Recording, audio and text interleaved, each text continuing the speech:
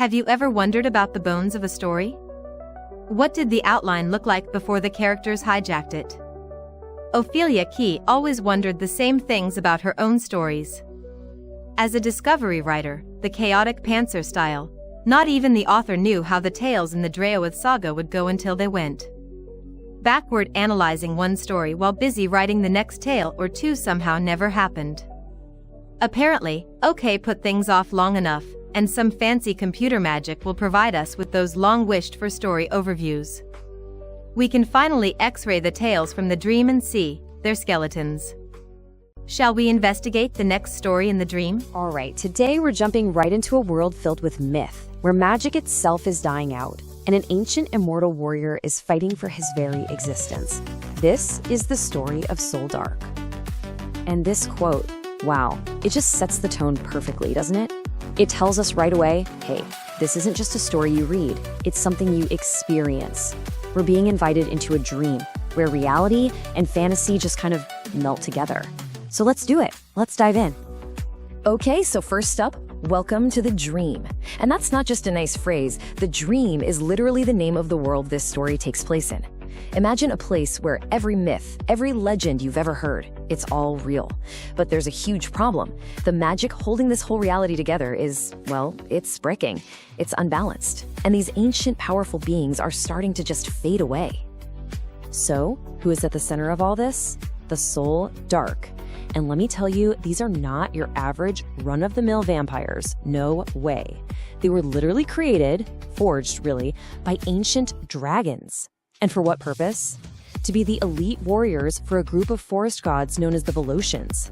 Their entire reason for being, their whole identity, is built around service. And that brings us to our main guy, Salvatore LeClerq. This dude is ancient, a soul dark warrior who's been serving for centuries. But here's the thing, his gods, his masters, they're all disappearing. He has no one left to serve, no purpose. And for a soul dark, having no purpose is literally a death sentence. They call it the fade, this slow, agonizing erasure from existence. So just as his very last master is about to turn into an elder tree, yeah, you heard that right, he gives Salvatore one final desperate mission, a mission to save his own life. Now this mission has two parts, and they are both absolutely critical. Part 1, find the last vampire king and pledge his loyalty. Simple enough, right? Well, here's the catch, and it's a big one. It completely shatters centuries of soul dark tradition. Before he can serve this king, he has to find and claim his fated mate, his consort, something his kind has never been allowed to do before. So you have this ancient quest, right? Born from a world that's literally fading away, and it's on a collision course with a very modern, very mortal life. And this slide, man, it just lays it all out, doesn't it? It shows the two completely different worlds we're talking about. On one side, you've got Salvatore, ancient, immortal, facing total annihilation, and his big mission is to find his soulmate. Then you look at the other side, you've got Kali, a mortal orphan, and her mission, just survive the week. So let's talk about Kali de Lawrence. Her life could not be more different from Salvatore's. She's just trying to make ends meet, you know? Living with her aunt in the projects, and as if that's not hard enough, she's got this curse, this weird, uncontrollable shadow magic that follows her around. It'll lash out to protect her, which sounds good, but it's so volatile, it ends up getting her fired from the jobs she desperately needs. Honestly, all she really wants is for everyone to just leave her alone. So you've got these two people, right? The ancient warrior and the hunted orphan, living in totally separate realities. And then, one night, those realities crash into each other. It's actually kind of mundane how it happens. Salvatore's just bought this new row house to try and blend in, and he's literally taking out the trash. That's when he sees Kali walking on the street, just admiring the houses. But for him, it's like a lightning strike. Instant recognition. He's not just seeing some girl. He's seeing the powerful shadows dancing inside her soul. And the second their eyes meet, bam, something huge happens. The entire world, what they call the dream, it literally tilts sideways. It's a real physical sensation, this dizzying lurch that they both feel. It's the universe basically screaming at them, hey, this isn't random, this is fate. But how they react to that moment? Total opposites. Kali is just terrified. She feels this raw, deadly power rolling off him, and every instinct in her body is screaming, run. But Salvatore? He feels nothing but pure, absolute certainty. He just knows. This is her. This is his fated consort. He even recognizes her as a soul dark princess who hasn't been, well, turned yet. Her shadow magic isn't a curse to him. It's a sign of who she really is. And yeah, Kali runs. Of course she runs.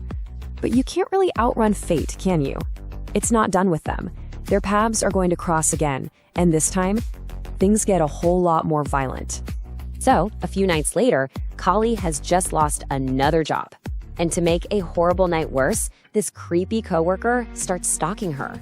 He chases her down a street and traps her in a dead-end alley. She's completely cornered, nowhere to go, and her own shadow magic, the one that usually protects her, it's just gone. It's not working.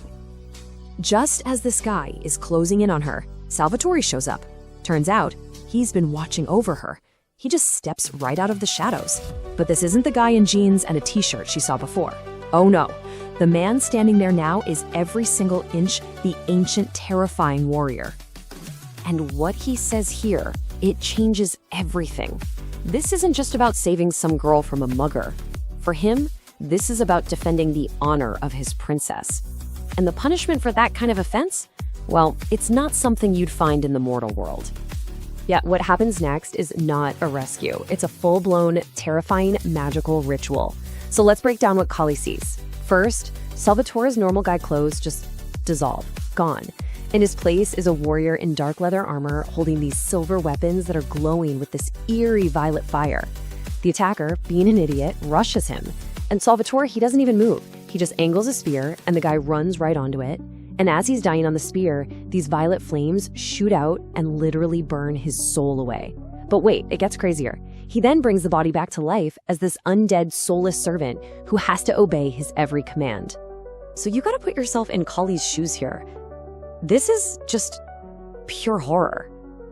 I mean, yes, she was just saved from something awful, but she feels zero relief. Why? Because the guy who saved her is way more terrifying than the guy who attacked her. The level of brutal, magical violence she just witnessed is completely off the charts. And this whole event brings us right to the heart of the story. It forces Kali into this impossible choice, a choice she never asked for. So what does she do? Does she thank him? Nope. She calls him a monster and runs away. Again. I mean, can you blame her? The one person who can save her is also the thing she's now most afraid of. But then Salvatore drops this horrifying truth bomb on her. Her attacker? He wasn't just some random creep. He was part of an organization that hunts people with magic, people like her. They hunt them down to sell them into slavery or for twisted medical experiments. That alley attack wasn't just bad luck. It was a preview of her entire future. She is never going to be safe alone. And that's the choice he lays out for her. It's so stark. Option A, stay mortal. Live a life of constant fear, always looking over her shoulder, hunted and totally powerless. Option B, become immortal, like him.